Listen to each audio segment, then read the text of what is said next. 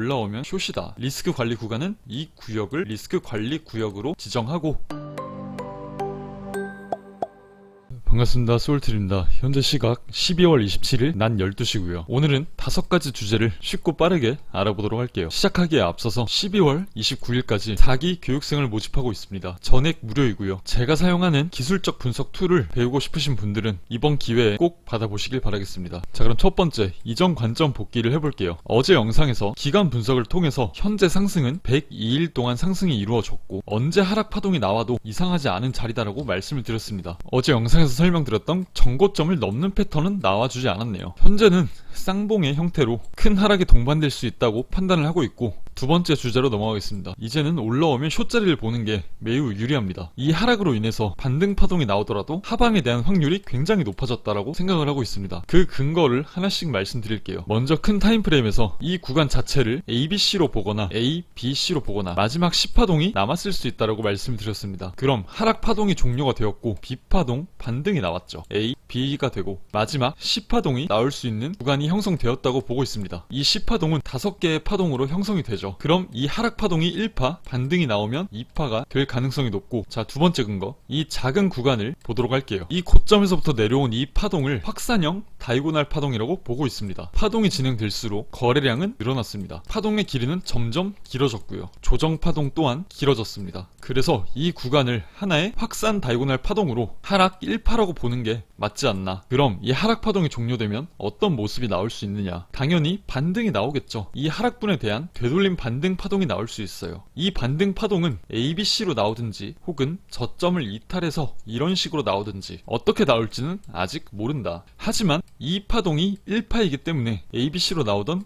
ABC로 나오든 이건 2파동이 될 수 있습니다. 이 2파동이 끝이 나면 3파동을 향해서 큰 하락이 시작될 수 있겠죠. 그래서 올라오면 숏으로 대응을 하는 게 맞다라고 말씀을 드린 거고, 이 숏자리는 고점과 저점을 연결한 피보나치 혹은 매물대의 근거를 활용해서 분할로 접근을 해도 좋고요. 특정 포인트를 기다렸다가 잡는 것도 좋습니다. 이건 제가 후에 반등이 나오면 또 영상으로 말씀을 드릴게요. 자, 그리고 세 번째 근거, 테더 도미넌스를 볼게요. 테더 도미넌스는 비트코인과 반대로 움직이죠. 저점은 낮아졌는데 RSI의 저점은 확 높였습니다. 그리고 하나의 컨펌 라인이 보이실 거예요. 이 컨펌 라인을 넘기는 순간부터는 이 B구역까지 재차 리테스트가 나올 수 있습니다. 이 리테스트가 나오게 되면 비트코인은 반대로 크게 떨어질 수 있다는 것을 의미하고요. 최종으로 이 지지구역까지 큰 하락이 나오더라도 이 구간을 한번 들렸다가 갈 수 있다는 거죠. 이걸 비트코인으로 대입해보면 비트코인은 이런 식으로 파동이 형성이 될 수 있다는 겁니다. 그래서 이런 하락을 주의해야 된다. 그럼 올라오면 숏이라는 건 알았습니다. 그럼 리스크를 관리해야 할 구간은 어딘지 볼게요. 간단하게 이번 하락 파동이 시작되었던 이 고점, 가격대는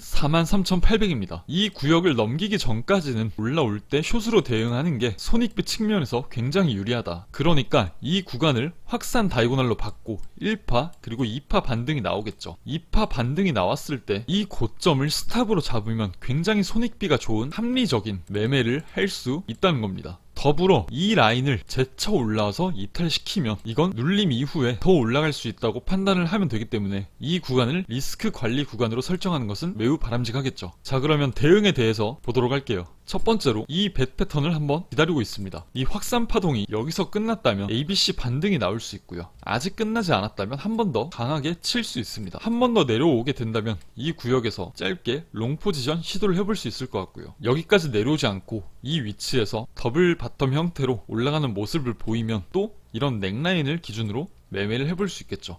그리고 올라오면 숏이라고 말씀을 드렸는데 일단 현재 나온 저점은 여기에요. 그렇기 때문에 고점과 저점을 피보나치로 이어줍니다. 그래서 우리가 사용하는 주요 비율이 있죠. 0.382, 0.5, 0.618 이런 비율들까지 올라오게 된다고 하면 또 형성이 되는 하모닉 패턴이 있을 거예요. 이런 패턴이든 혹은 작게 이런 패턴이 나올 수도 있고요. 이런 패턴과 근거를 덧붙여서 숏자리를 찾으면 되겠습니다. 자, 그리고 큰 타임프레임 상에서 볼 수 있는 라인은 이 배 패턴이 있고요. 파동상 A, B, C로 하락할 수 있는 가능성과 그리고 이 배 패턴의 PRG 구역이 겹쳐있는 이곳 약 37K 부근은 현물로 접근하기 굉장히 좋은 자리가 될 수 있지 않을까라고 생각을 합니다. 제가 현물을 좀 오래 쉬고 있긴 하지만 이 구역에 오면 또 분할로 현물을 받아볼 생각이고요. 마지막으로 이더리움에 대해서 볼게요. 이더리움은 큰 타임프레임 상에서 이런 배 패턴이 형성이 되고 있어요. 만약에 이더 주도장이 온다고 하면 이더리움은 이 3000 위로도 한번 찌를 수 있다는 겁니다. 그 과정에서 중간 눌림목에 위치하고 있다라고 생각을 하고 있고, 큰 그림상에서는 이렇다. 그리고 작은 구간을 보도록 할게요. 비트가 ABC 파동으로 하락 파동이 나온다고 하면 이더도 버틸 수는 없겠죠. 이더리움의 파동이 ABC, 1, 2, 3, 4, 5로 떨어지고 있든, 혹은 A 그리고 B 파동이 플랫으로 형성되고